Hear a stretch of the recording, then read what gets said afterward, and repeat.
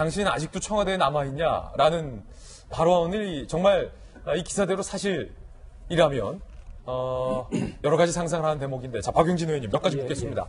박용진 의원님이 국감이나 여러 국정조사 때 뭐 스타 국회의원이잖아요. 금융위 관계자들 혹은 뭐 대기업 관계자들 상대로 많이 질타도 하시고 날카로운 질문도 하시고 그렇죠? 많이 혼내기도 하셨잖아요. 그러고 나서 혹시 그때 잘 몰라 뵀습니다. 나중에 찾아가서 사과한 적이 있습니까? 제가요? 예. 아니요, 오히려 그쪽에서 좀 만났으면 좋겠습니다라고 이렇게 은밀하게 연락을 오긴 했습니다만. 그런 적 없다. 사과한 적 없다. 그렇죠. 그럼 날카롭게 이렇게 힘 있는 사람들에 대해서 조사하고 나서 사과한 적 없는데 이 특감반원은 왜 그렇게 날카롭게 조사하고 나서 찾아가서 사과한 걸까요? 뭘 그렇게 돌아서 물어보십니까? 저는 국회의원이고 그분은 그냥 특감반원이니까 오히려 직급이 낮고 본인의 어떤 두 가지겠죠. 정말로 자기가 오해를 살 만한 행동을 해서 그거를 사과하러 갔을 수가 있고, 아니면 나보다 훨씬 힘이 세거나 지위가 높은 사람을 내가 잘못 건드렸나 보다라고 하는 이런 판단 때문에 본인의 보신을 위해서 그렇게 했을 수도 있겠죠. 이 사건 전체를 놓고서 딱 네 글자로 제가 표현을 하면 어리둥절이에요. 어리둥절. 저도 잘 모르겠어요. 어떻게 이런 일들이 벌어지지 하는 겁니다. 보세요. 이미 금융위 내부 제보에 의해서 이 사람이 좀 이래요. 근데 그 내부 제보라고 하는 게 사실 그렇습니다. 진짜 저 사람 꼴보기 싫어. 나랑 경쟁 상대야. 그래서 그 사람을 이렇게 아웃시키고 싶어서 이렇게 하는 경우가 있습니다. 그러면 그걸 받아보고 사실인지 아닌지 판단하는 겁니다. 근데 그 제보 내용이 사실이면 둘 관계가 어쨌든 간에 이 문제에 대해서 그 원칙대로 수사를 하고 감찰을 하고 수사를 하고 처분을 하면 됩니다. 근데 이 과정에서 느닷없이 중단됐다는 게 여러 증언이면 그거 자체가 저는 어리둥절한 상황입니다. 두 번째, 금융위 내부에서 이 문제에 대해서 제보가 있었고 감찰을 통해서 속속 상황이 확인됐고 금융위 자체에서도 조사를 했을 거예요. 이거 어떻게 된 거지? 라고 확인을 했는데 본인이 보도에 의하면 본인이 그래 일부 내가 받은 적은 있어. 근데 그 대가성은 없어. 이렇게 얘기했었다고 하면 그 보도가 맞다고 한다면 금융위가 이거를 사표를 수리해주면 안 되는 거예요. 그러니까 금융위가 사표를 수리하는 경우가 어디 있습니까? 그러니까 공직자들 누구 하나도 자기가 뭐 일을 잘못 저지르고 규칙이나 법령을 어겼을 때 에이 나 몰라 나 사표 쓰고 그냥 집으로 갈래. 못 갑니다. 내부 감찰 다 끝내고 내부 조사 끝나고 그에 대한 처분이 끝난 다음에나 사표가 수리되고 이렇게 가는 거거든요. 이것이 두 번째 어리둥절한 상황입니다. 그리고 이제 세 번째 어리둥절은 어쩌다가 이 양반이 국회로 왔나. 전 그것도 몰랐어요. 왜냐하면 제가 정무위에 있었으면 봤겠죠. 이분이 왜 정무위로 왔지? 아니 국회 정무위원회 수석 전문위원으로 왔지? 이렇게 물어봤을 텐데 저는 그 사이에 교육위원회로 이렇게 갔어요. 날라갔잖아요. 날라갔다뇨. 하여간 갔어요. 걸어갔겠죠. 갔더니 하여간 유치원 3법 때문에 난리가 났죠. 근데 그 사이에 보니까 거기 와 있었다는 거 아닙니까? 민주당이 추천했다는데 누굽니까? 저도 그걸 어리둥절이에요.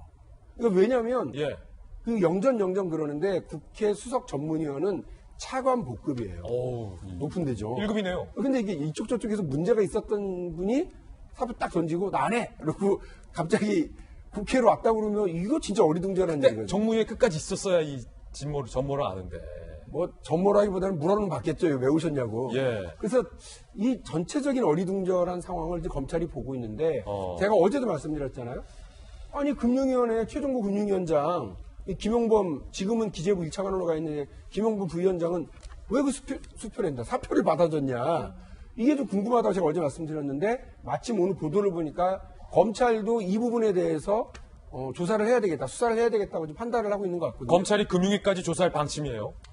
박용진의 어리둥절이 국민들의 어리둥절이라고 저는 생각합니다. 상식을 벗어난 이런 일들은 반드시 철저한 수사를 통해서 좀 확인을 하셔야 될 거라고 보겠습니다.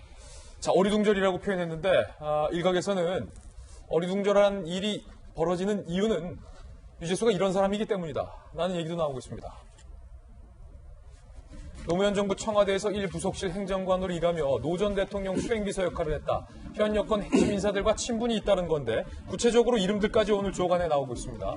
유재수 씨가 청와대 근무 당시 민정비서관은 실세 이호철, 민정수석은 현 문재인 대통령, 친문 핵심 경남도지사 김경수 행정관과도 함께 근무. 보세요. 이호철, 문 대통령, 김경수 이런 분과 함께 근무했다는 거예요. 혹시 이런 친분 때문에 박용진 의원이 어리둥절한 일들이 계속해서 벌어지는 건 아니냐. 세간에서는 이런 얘기 나와요. 친하신 분들이 좀 센 사람들인 것 같은데요. 좀 셉니까? 네, 대한민국에서 가장 강한 권력을 갖고 있다는 대통령을 비롯해서 김경수 경남도지사 등에 대한 특히 이호철 전 비서관 같은 경우는 우리가 삼철 중에 한 명으로 불리우는 또 문재인 대통령과 가장 가깝다라고 알려져 있는 인물이지 않습니까? 다만 조금 전에 있었던 그래픽에서 한 가지 조금 그 사실관계를 분명하게 해야 될 것은 문재인 대통령이 민정수석으로 있었던 것은 2004년 2월까지 일이고요. 2004년부터 2006년까지가 유재수 씨가 청와대에 파견했던 상황이기 때문에 여기서 겹쳤는지에 대한 여부는 조금 더 명확하게 확인해야 될 필요는 있는 것 같습니다. 그렇죠. 하지만 뭐 민정수석실에서 몸을 담았던 것도 사실이고 제1부속실에서 있었던 것도 사실입니다. 근데 이 유재수 씨 같은 경우는 가만히 생각해 보면 여기에 오기 전까지는 재정경제부의 4급 국장으로 있었어요.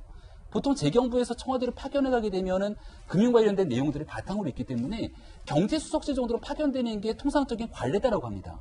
우리가 상식적으로 봐도 그렇지 않습니까?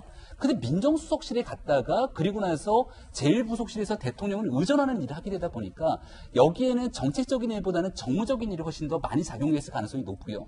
그러면서 자연스럽게 김경수 지사 등 여권의 핵심 실세들과 두루두루 넓은 인연들을 형성했을 거라고 아마 이를 보고 있는 많은 국민들이 느낄 겁니다. 저는 제일 황당한 게 앞서 유재수 전 부시장에게 이 특감반원이 찾아갔다 그랬잖아요. 그때가 언제냐면 작년 4월에서 6월 사이라고 하는데요. 예. 그 찾아가기 전에 무슨 일이 일어났냐면 내가 이 사람을 특별 감찰하고 있었잖아요. 또 어느 날 갑자기 하지 말라고 해갖고서 무마가 됩니다. 이 사람은 영전하게 되는데 이 감찰했던 특별 감찰 반원한테 투서가 들어오기 시작했다는 거예요. 그럼 제가 그 특별 감찰 반원이면 저는 오해를 할 겁니다.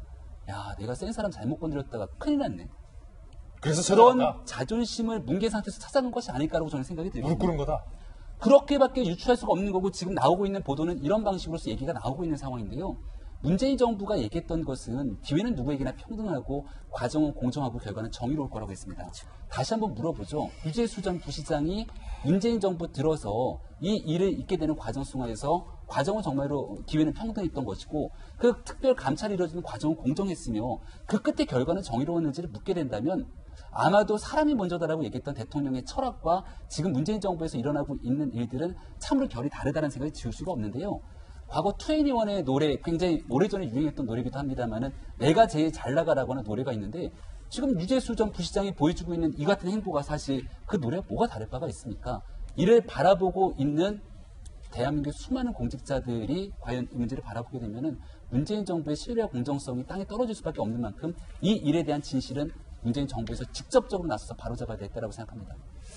이번 예. 이 일과 관련해서 조선일보에서 아침에 지금 보도한 내용이 저거죠. 그러니까 이전에 이호철 행정비서관, 그다음에 문재인 지금은 대통령, 그 당시 민정수석 그리고 김경수 행정관과 같이 일을 했다. 이제 이 얘기가 혹시 이런 고리 아니야? 라고 의심을 할 수 있죠. 그리고 저분들 공인이니까 이름을 이렇게 엮어서 쓸 수는 있는데 저렇게 되면 조금 지금 흘러나오는 기사하고 수사 내용하고 좀 달라요. 왜냐하면 유재수 전 부산경제부시장 같은 경우는 지금 청와대 식스하고 막 열심히 통화했다. 뭐 이런 거 아니에요? 그리고 이 일을 켜는데 그 공직에 있지 않은 이호철 전 민정비서관 그리고 지금 경남도지사로 가 있는 김경수 본인도 지금 재판 때문에 여러 가지 힘겨워하고 있는데 저런 일을 뒷배를 봐주는 이런 일을 한다고 엮어내기에는 좀 무리한 기사가 아니냐 싶습니다. 그래서 물론 저분들 공인이니까 뭐 감내해야 될 일이긴 하겠습니다만 이렇게